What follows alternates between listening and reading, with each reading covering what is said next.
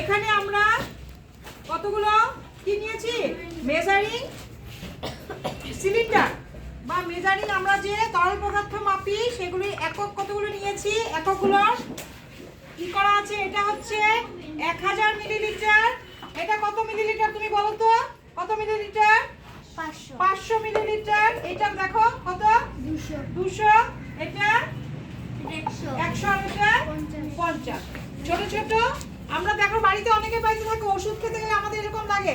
আজকাল দেখেছো না কাশের ওষুধে ছোট্ট একটা বাটি দেওয়া থাকে, ওইটাও কিন্তু মেজারমেন্ট, তরল পদার্থ মেজারমেন্ট করার একটা একক মাপ। এই মাপগুলোতে আমরা কি করব, জলগুলোকে এক জায়গা থেকে আরেক জায়গায় আমরা কি করব, স্থানান্তরিত করব। এখন প্রথমে তুমি এটাকে স্থানান্তরিত করো, এই জলটা এখানে ঢেলে দাও, এই দাগ পর্যন্ত ঢালবে, ঢালো।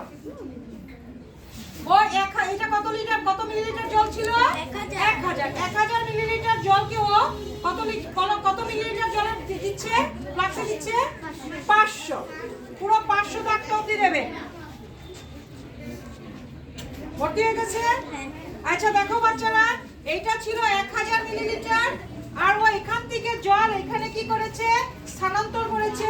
এটা এখন হচ্ছে 500। এখানে কত থাকবে? 500। কারণ টোটাল কত ছিল? এখানে হচ্ছে 500 ঢাললো, ঠিক আছে। এখন তুমি ঢালো, এটাতে ঢালো, এখান থেকে ঢালো, মাপ পর্যন্ত ঢালবে। হ্যাঁ, এখন এখান থেকে সে ঢাললো। এটা কত ছিল মাপ, কত ছিল মাপ? 200। তার মানে এখানে কত ছিল আগে? 500 থেকে 200 এখানে চলে গেছে। কত থাকবে এখানে? কত থাকবে? 300 থাকবে। এখন তুমি ঢালো, তুমি ঢালো উত্তর, পুরো মাপটা পর্যন্ত ঢালবে আস্তে আস্তে। এখন কত হলো এখানে? 100 মিলিলিটার। তারপরে বাকিটা ঢালো, কে ঢালেনি? ঢালো, তুমি ঢালো। বাস হয়ে গেল। তাহলে এখন দেখো, এটা 500, এটা কত, কত? প্রথমে ঢালছে 500 মিলিলিটার। তারপর কত ঢাললে? 200 মিলিলিটার। তারপর কত ঢাললে? 100 মিলিলিটার। তারপর 50। তাহলে আমরা যদি এটা সবগুলো যোগ করি তাহলে আমাদের কত হবে? এটা কত হবে? 5, 6, 7, 8, 850 মিলিলিটার। তার মানে 1000 মিলিলিটার থেকে আমরা যখন জলগুলো আমরা কি করলাম, স্থানান্তরিত করলাম, তারপর সবগুলো যোগ করেছি, দেখলাম এখানে সব মিলে কত হয়েছে? 850 মিলিলিটার। এখন আমাকে বলো তো, এখানে কত জল বাকি আছে আমরা কিভাবে বের করব? এইটুকু জলের কত মিলিলিটার জল আছে আমরা কিভাবে বের করব? বলো, বলো কিভাবে বের করব? বিয়োগ করতে হবে। কার থেকে কাকে বিয়োগ করব? এটা পুরা কত ছিল? 1000।